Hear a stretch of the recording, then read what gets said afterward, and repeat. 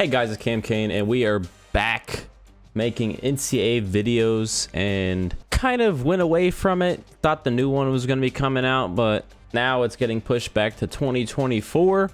So I think we're going to get back into it. We're going to be doing the live streams of winning a natty with every team that we started earlier. Started a while ago. I think we got through 4 or 5 teams already, so we still got a bunch to go through that. But also we'll be recording a coaching carousel that we're going to start right here, and we're going to be putting them on TikTok and YouTube. So if you don't, go follow me and subscribe to me over there. But let's get into it. We are going to be following the coaching career of Cleetus McCringle. Absolute monster of a coach right there.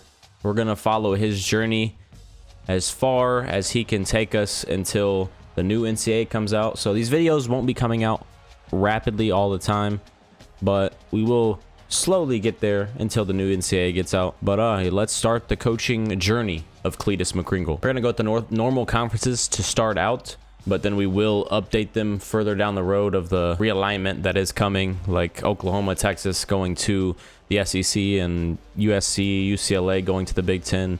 And then we'll make some more changes down the line, see how teams are progressing and stuff like that. But that's what we're going to start off with right away. All right, so now is the time. Where will Cleetus McCringle be coaching, and what side of the ball will he be coaching? And we are going to be going to the American, and we are going to be coaching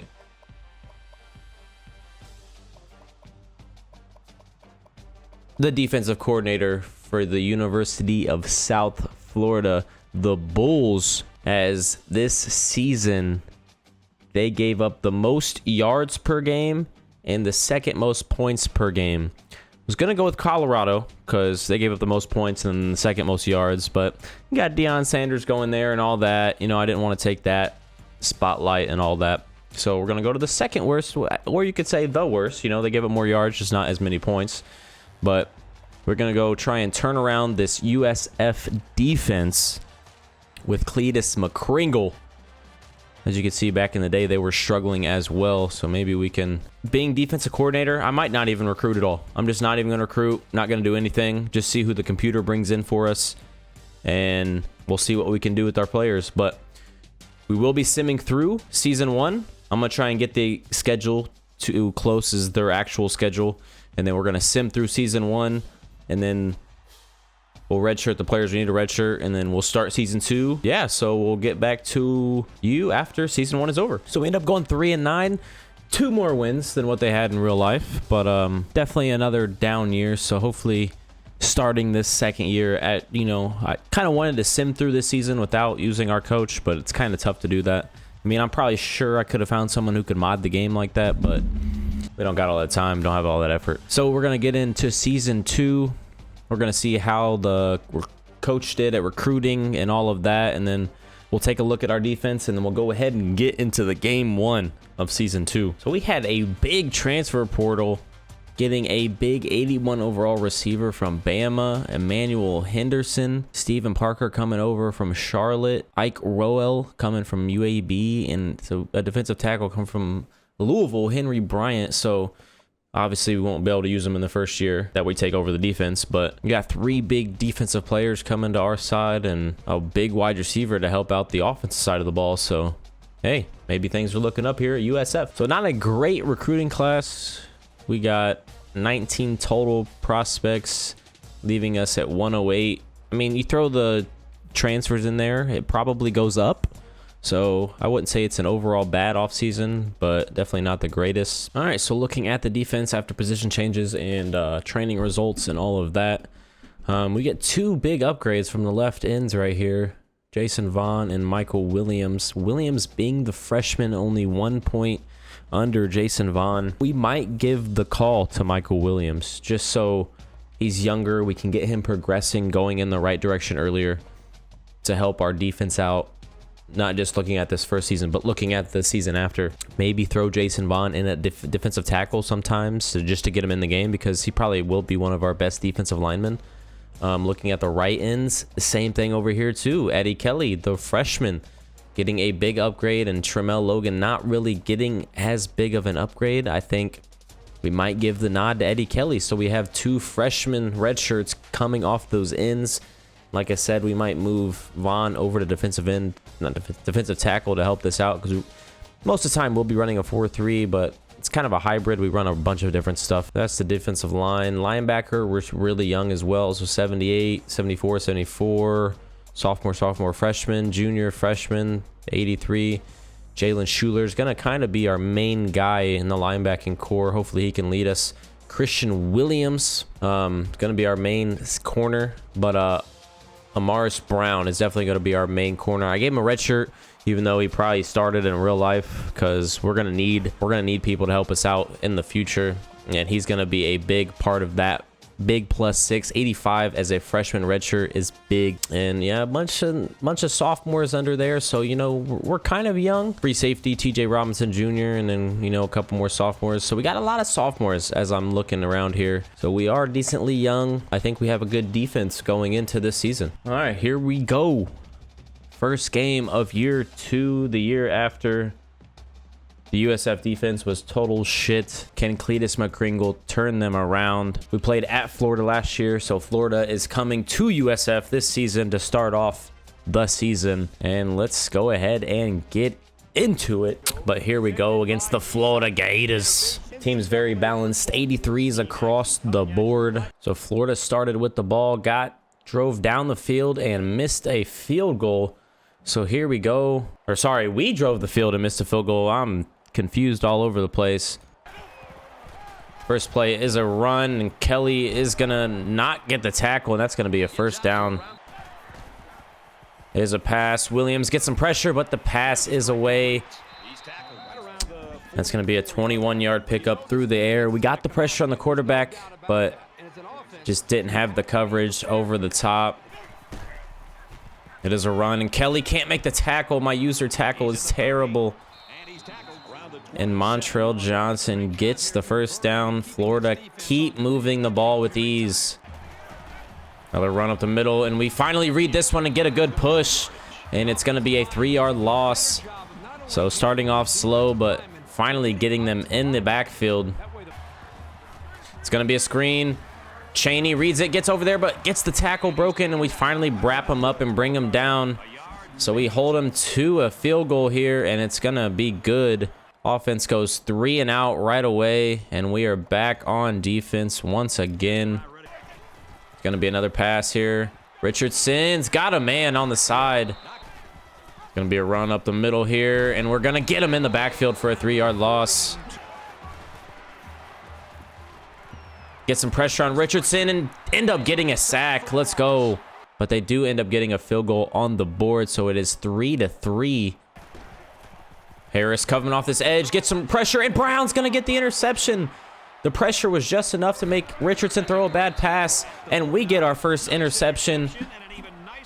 As the defensive coordinator, Amaris Brown, our big freshman redshirt corner, he's going to be our key corner for years to come, but gets a big interception there. And the offense gets 7 points on the board as we take a 10-3 lead. It's a run. Schuler breaks through the hole and gets there. Big stop there from Schuler. Good read. Hit the hole where the running back was going to go through and just exploded and brought him down in the backfield. They're going to dump it off to the running back, and we're going to hit him in the backfield once again. So we're going to call timeout as well. Give the offense some time. See what they can do before the half. But they go 3 and out and give Florida another chance here.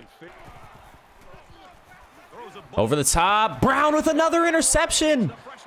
Amaris Brown, the freshman, coming up big once again. Anthony Richardson, I think that's just a bad ball. Brown got burnt, but he had the safety over the top, so he kind of baited Richardson, and Richardson tried to squeeze it in between the safety and the corner, and Brown came back and got the interception, and that's a touchdown. Out of time, though, as we go into halftime, up 17-3. Big first half performance. 2 big interceptions from the freshman Amaris Brown. Everybody can stay on their man. Oh, they are going to run it here, though. And Schuler there once again. Williams, yes. The freshman defensive end, Michael Williams, getting the tackle for loss. Kelly on the pass rush, forcing Richardson to make a bad pass, and it's the senior Williams with the interception, and that's 3 interceptions for Anthony Richardson. But the offense goes 3 and out, and Florida have the ball right away once again. It's a little sweep end around, but we got Hill out there, and we end up getting a team tackle for a 4-yard loss. Not enough pressure on Richardson, and he finds a man towards the outside, and he's going to break 1, break 2. Robinson's going to finally bring him down after a 55-yard reception. And off up the middle. He's going to get into the end zone. Naquan Wright. Need the offense to pull a drive together, though, as they go 3 and out once again. They do run it here. Didn't think they were going to run it, but we played it safe. A little 7-yard run for Wright. And as we go into the 4th quarter, up 7 over Florida. Run up the middle, and they get great blocking, and that's going to be a touchdown. Gators tie the ball game up with the extra point. 17-17. Can the offense get going here? Oh, my God. That's 2 missed field goals this game from our offense. Schrader, the senior kicker, has 2 missed field goals, so we need a big stop right here. As Richardson drops back to pass, get a little pressure on Williams. Oh, drops the interception. Williams gets to Richardson and gets the sack. Let's go. I think that takes them out of field goal range as well. And this is a big 3rd down here. Williams trying to get some pressure off this right side. They're going deep, and they got a man over the top. Oh. Our senior corner gets beat over the top, and that is a Florida Gator touchdown, as it is heartbreak. And our offense goes 4 and out as we lose a heartbreaker to Florida. After a great start to the game, we just couldn't slow down the Florida offense. Forced 3 turnovers from Anthony Richardson, but it just wasn't enough. Naquan Wright, we just couldn't slow Naquan down. 26 rushes, 113 yards with a touchdown. If we could have stopped the run, we would have been looking really good, but the offense kind of slowed up. I mean, I'm not going to blame it totally on them. We gave up 24 points, which is a whole lot better than what this defense is used to doing, but definitely some bright spots. Amaris Brown, 2 interceptions, the freshman corner. Oh, actually, Simpson and Robinson had more tackles than Schuler. I think Schuler makes the more big tackles. They're that second level tackles for Simpson and Robinson. Schuler makes the more at the line tackles. Yeah, he had 3 for loss. Davion Hicks with 3 tackles for loss, the freshman middle linebacker as well. I think we should have won that game. I think the offense could have done a whole lot better, but we're not going to complain there. 2 sacks, 1 for Michael Williams and 1 for Davon Hicks. 3 interceptions on the day. Amaris Brown, the big freshman corner, with 2, and Christian Williams with 1. Normally, I'd probably do 2 games an episode. We probably will do 2 games an episode from here on out. We showed all that first year stuff, showed all the players and all that, and then end up having this heartbreak loss to Florida. I think that will do it for episode 1. As we advance into week 3, we will play FCS. But yeah, that's going to do it for this first episode of the Coaching Carousel Dynasty, following the career of Cleetus McCringle. Also, leave a like, comment, and subscribe. Follow me on Twitch as well, TikTok. I'll be posting short clips of this on TikTok. So if you don't want to watch the full YouTube video, you can watch it over there as well. Shorter, narrowed down version. But yeah, so thanks for watching.